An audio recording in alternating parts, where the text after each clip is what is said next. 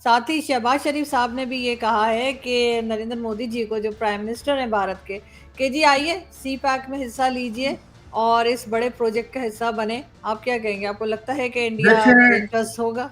देखिए जी। पूछने वाली बात तो ये है कि सी पैक हमारे मामू की है जो हम बेच रहे हैं बाहर, लोगों को कह रहे हैं आज भी अब जा। सी पैक किसी और कंट्री की है, उनका कुछ और मंसूबा है। हम वो कहते हैं एक शेर होता है, उसमें एक शेर तो नहीं कहावत है, कहते बेगानी शादी में अब्दुल्ला दीवाना है।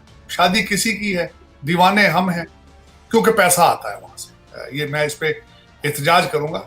सबसे पहले तो मैं ये चाहूंगा कि शहबाज शरीफ साहब, मैं एक तो उनको है कि इन जो मुस्लिम लीग नून है, इनकी हिस्ट्री है कि भारत से ये प्रैक्टिकली अच्छे रिलेशनशिप चाहते हैं। लेकिन मैं ये चाहूंगा कि सी पैक में उन्हें बाद में बुलाएं, इनवाइट करें। आप पहले अपने रिलेशनशिप ठीक करें। आपने एक बेबी स्टेप लिया था कि भारत के अंदर अपने हाई कमीशन में ट्रेड मिनिस्टर भेजा था, लेकिन ट्रेड नहीं किया। ये ज्यादती है। और जो जिस तरह के शवाहिद, जिस तरह की चीजें एक दूसरे के शक व शुबहात हैं एक दूसरे के खिलाफ, उनको दूर करने के लिए सॉलिड स्टेप लें। एतमाद का जो फुकदान है उसको ठीक करें। देखें उसका जब मोदी जी का अमेरिका का दौरा था, वहां भी उन्होंने क्रॉस बॉर्डर टेररिज्म की बात की। एससीओ के जो दिल्ली डिक्लेरेशन है उसमें भी उन्होंने फिर वही क्रॉस बॉर्डर टेररिज्म की बात की। तो ये सबसे पहले मेरी यही रिक्वेस्ट होगी कि पहले वो जो अपने शकूक व शुबहात हैं उनको दूर करें, और उसके बाद ये किसी का देखें, जाती तौर पर पूछें तो अपने ट्रेड की बात करें। वो BRI वाले, उनका अपना प्रॉब्लम है, उनका रोड इनिशिएटिव जो है उनका, चाइना वालों का, उनकी प्रोडक्ट है। आप उनकी प्रोडक्ट जो है वो बेचने की कोशिश ना करें, वो खुद बेच लेंगे, बड़े अच्छे सेल्समैन हैं, उनका अपना इंटरेस्ट है इस खिते के अंदर, सारा कुछ वो बड़ा बेहतर तरीके से करते हैं। आप अपनी बात सही तरीके से करें। बल्कि मुझे अफसोस है इस बात का, मैंने आपने बात कर दी एससीओ का, जो जिसमें तकरीर की मोदी साहब ने हिंदी में की, रशिया वालों ने रशियन जबान में की, पुतिन। लेकिन हमारी रॉयल्टी जो है, जो ब्रिटिश रॉयल्स हैं हमारे, शहबाज शरीफ साहब, उन्होंने इंग्लिश में तकरीर की। मैं हैरान था उसकी क्या वजह है। इतनी कमांड है इंग्लिश लैंग्वेज पर इनको, या इतना प्यार है ब्रिटिश अपने जो आका थे उनसे, इतना प्यार है कि अभी तक उस प्यार में हम दीवाने हैं। लेकिन ये कि मैं समझता हूं कि आज कई हर बातें करना चाहूंगा मैं। एक तो आरजू, मैं कुछ चीजों पे नहीं बोल सका क्योंकि मैंने आपको बताया मेरी मसरूफियत थी। जो उसके फौरन जहां से लास्ट मैंने छोड़ा था उसके बाद एक चीज हुई थी कि ईद उल अजहा, बकरा ईद थी यहाँ पे, और उस पे मैं एक बात आपको बताना चाहूंगा कि मेरी परवरिश किस माहौल में हुई है। मैं थोड़ा सा उसको, मैं समझता हूँ बहुत जरूरी है मेरे लिए उसको टच करना। और मैंने उस पे ईद के ऊपर ट्वीट भी किया और मैसेजेस भी। मेरा मैसेज ये है कि इस्लाम के अंदर कुर्बानी का कॉन्सेप्ट ये है कि अपनी सबसे प्यारी चीज को कुर्बान किया जाए। आज सबसे प्यारी चीज आपकी क्या है? पैसा है। अब उसको कुर्बान करना है तो कुर्बानी किताबों की कुर्बानी, बुक्स की कुर्बानी। जिनके पास कपड़े नहीं है, कपड़ों की कुर्बानी दें, दवाइयों की कुर्बानी दें। एक हार्ट का पेशेंट है और आप उसको कहें बकरा खा लो यार। एक नंगा इंसान बैठा है, आप उसको बोटियां दे रहे हैं। फिर उसके बाद एक बंदा जाहिल है, अनपढ़ है, आप उसको कह रहे हैं बोटियां खा लो। और फिर उसके बाद मैं बताता हूं दुख के साथ, हमारी पाकिस्तान में के अंदर इस्लाम से इतनी दूरी है जितनी सऊदी अरेबिया से जितना फासला है हमारा। हमने सिर्फ एक इस्लामिक, एक सिर्फ नाम का इस्लाम हमने अडॉप्ट कर रखा है। अब मैं उसी कल्चर से आया हूं। है क्या उस दिन होता क्या है?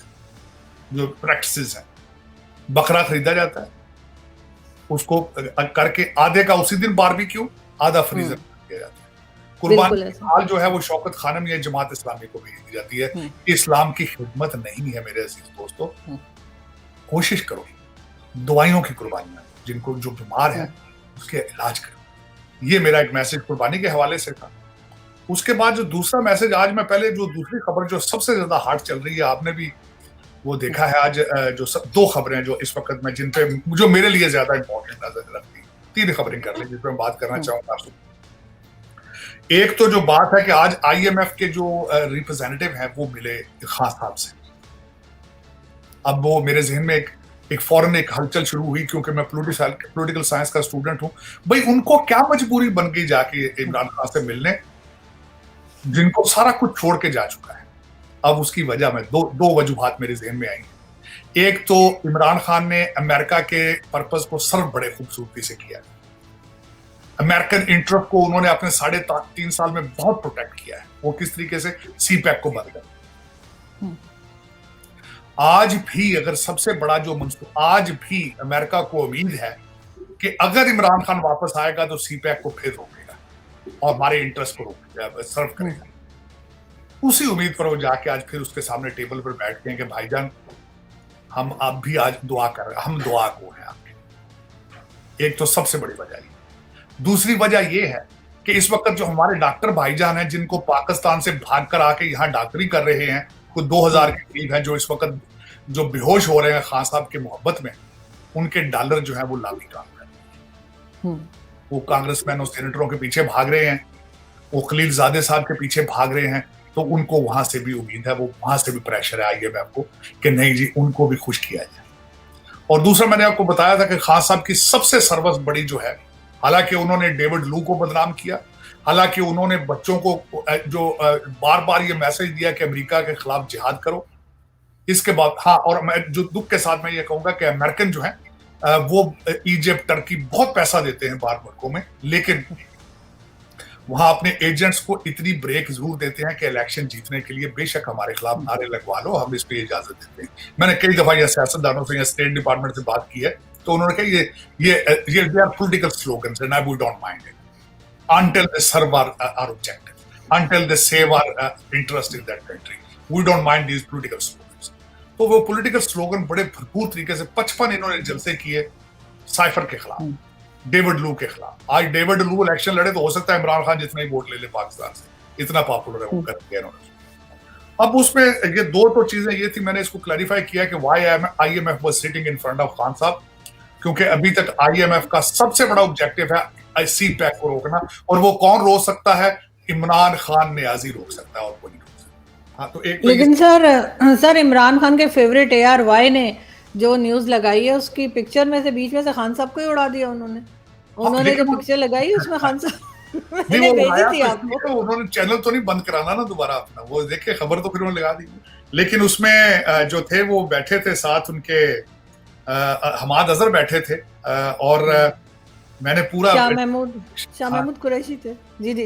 हाँ जी, मैंने पूरा देखा। एस्टर पेरेस रूइस जो इस वक्त IMF के रिप्रेजेंटेटिव हैं पाकिस्तान में, मैंने पूरी उस पर रिसर्च की है कि ये how dare they did it matter of fact. लेकिन उसके पीछे जो नजर आ रहा है, मैंने बताया कि अमेरिकन इंटरेस्ट को सिर्फ एक ही इंसान प्रोटेक्ट कर सकता है, इमरान खान नियाजी।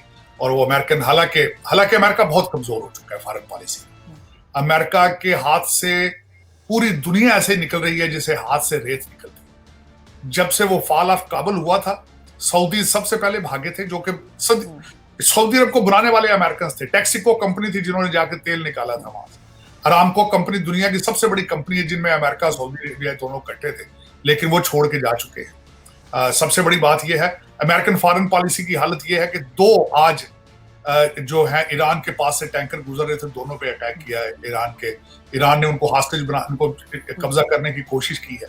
अमेरिकन आगे हुए हैं, इनको कौन पूछता है? इस वक्त हालात ही बहुत खराब है अमेरिका के अंदर, इंटरनल एंड एक्सटर्नल। इंटरनल भी हालात है। मैं छोटी सी मिसाल देना चाहूंगा। 4 जुलाई के ऊपर 3 शहरों में यहाँ पे मास शूटिंग वो 40 के करीब लोगों को गोलियां लगी हैं, 10-15 मर भी चुके हैं।